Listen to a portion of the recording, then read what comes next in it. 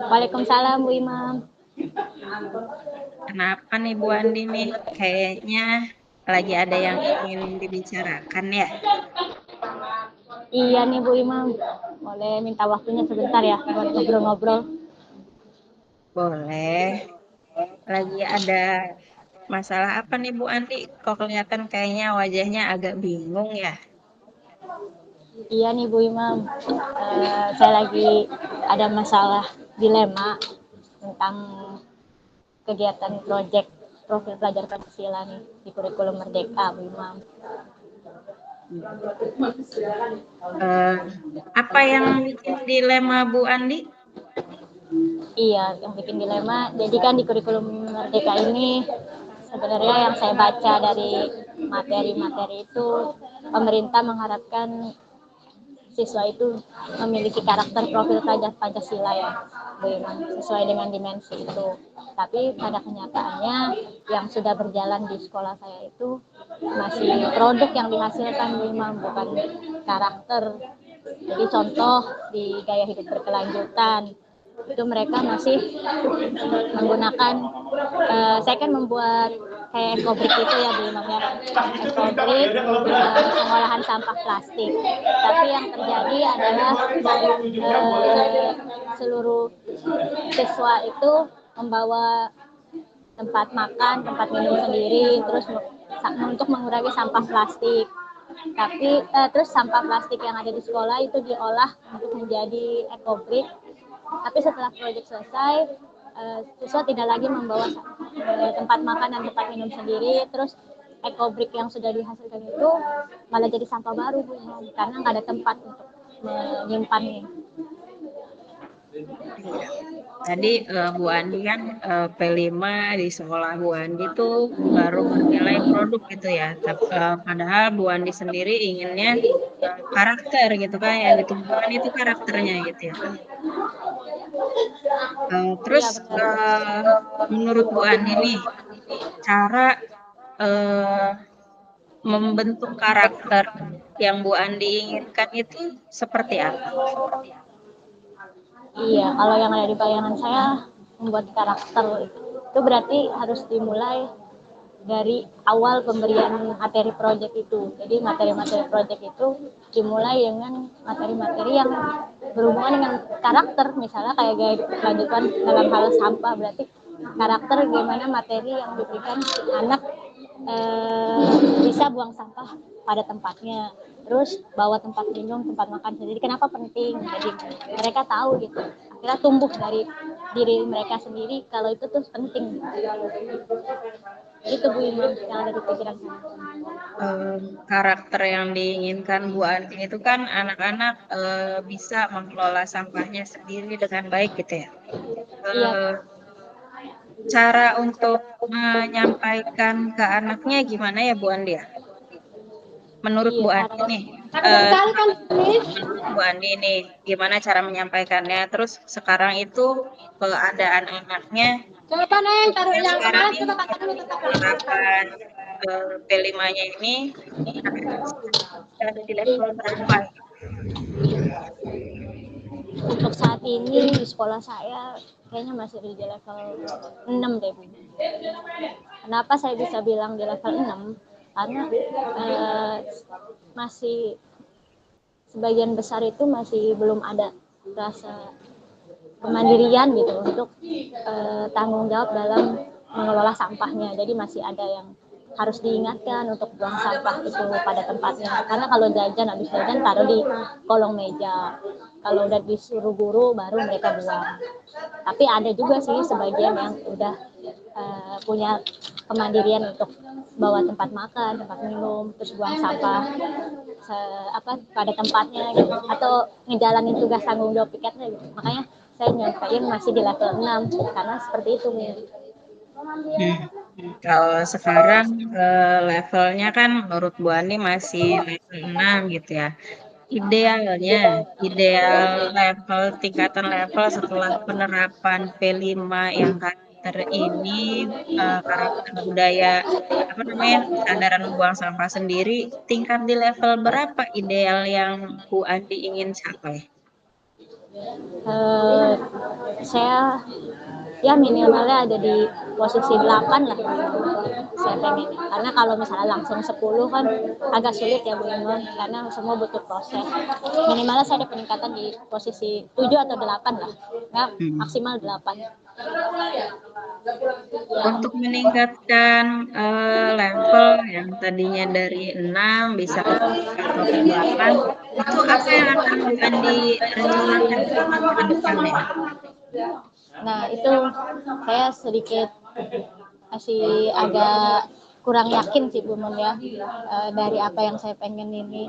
Tapi yang kalau ada di pikiran saya sih, bayangan saya itu, impian saya seluruh guru gitu bisa bekerja sama ya, terutama dalam bagian project ini untuk mensosialisasikan gitu ke anak-anak.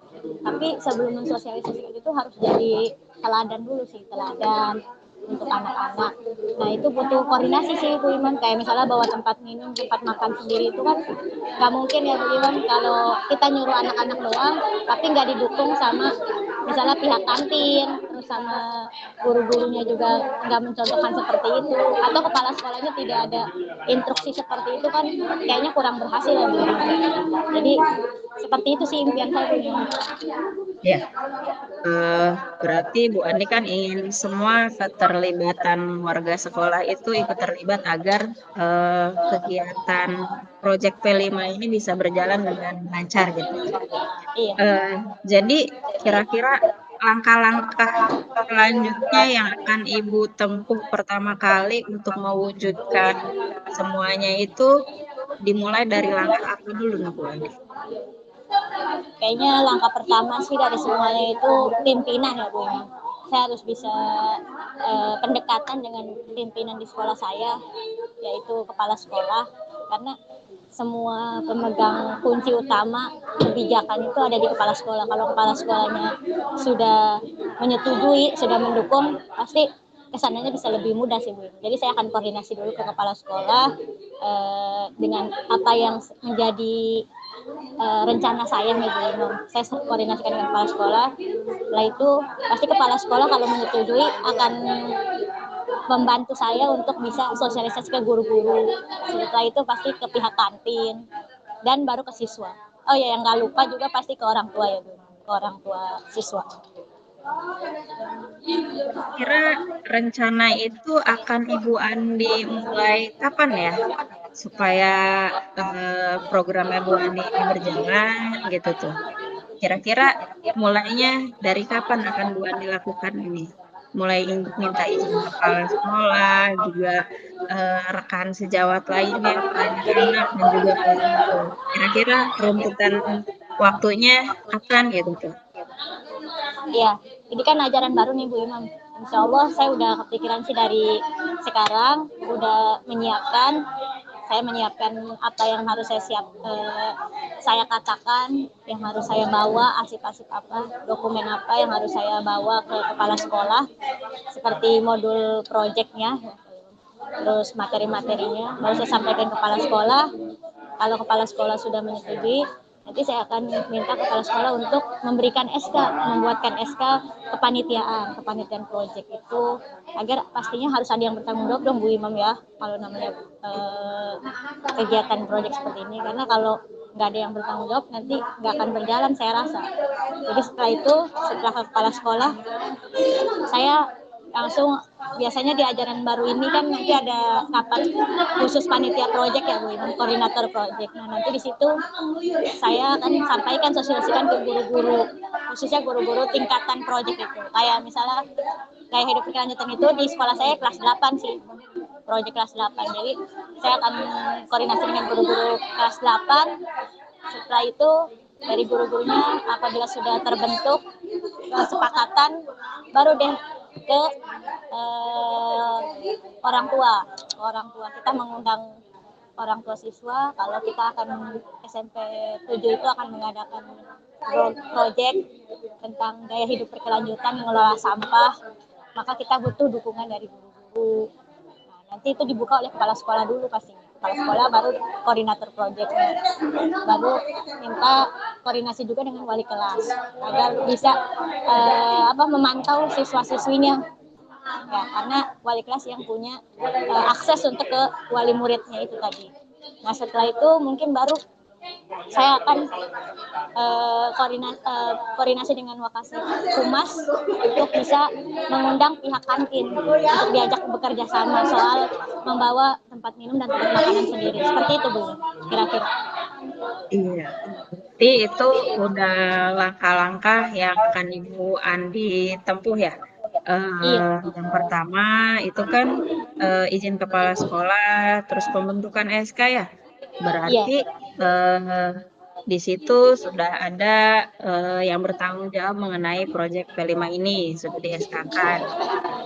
Terus eh, tadi eh, yang paling dekat itu kan akan dilaksanakan apa tadi Bu Andi tuh? tahun ajaran ini. Oh iya, Setelah tahun ajaran ini ya. MPLS, ya setelah MPLS. Mm-mm. Kalau gitu berarti sebenarnya Bu Andi sudah bisa tuh ya step-step amnesmennya itu ya. Kenapa, Bu? Maaf. Berarti iya, berarti langkah-langkahnya itu kan akan Ibu Andi tempuh gitu ya. Iya. Waktunya udah Ibu Andi tentukan. Eh, Berarti ini sekarang perasaan Bu Andi gimana nih setelah ngobrol-ngobrol gitu kan cerita apa namanya yang tadinya masih bingung sekarang kalau udah cerita ini gimana sekarang perasaan Bu Andi?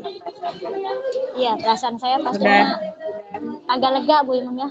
Ternyata setelah Bu Imam mancing-mancing saya dengan pertanyaan-pertanyaan Bu Imam tadi, ternyata kebuka pikiran saya, Bu Imam. Oh, jadi inilah yang harus saya lakukan gitu. Walaupun tadi saya sempat ragu, tapi karena Bu Imam ngasih keyakinan kepada saya bisa, Bu Imam. Kayaknya bisa ngelakuin ini, yang penting semua proses, Bu Imam. Jadi saya ngerasa udah sedikit plong dan udah tahu gitu ke depannya harus ngelakuin apa. Seperti itu sih. Makasih Bu Imam. iya, kalau gitu eh, nanti kita ketemu lagi ya. Minggu depan saya ingin mendengar cerita Bu Andi tentang langkah-langkah yang tadi izin ke kepala sekolah itu apa sudah dilakukan sama Bu Andi. Kita ketemu lagi minggu depan. Nah, sampai mana nih nanti kita minggu depan ketemu Bu Andi udah ada di step yang sampai langkah yang keberapa gitu ya. Oh iya, siap-siap. Doain ya Bu Imam, mudah-mudahan lancar. Iya. Iya, berarti udah lega ya sekarang ya. Udah Iya, tahu nih, udah alhamdulillah. ada gambaran. Alhamdulillah ya. Udah ada gambaran Iya, ya Bu Imam. iya, ya Bu Andi. Ya, terima kasih Bu Andi. Sama-sama Bu Imam. Assalamualaikum. Waalaikumsalam.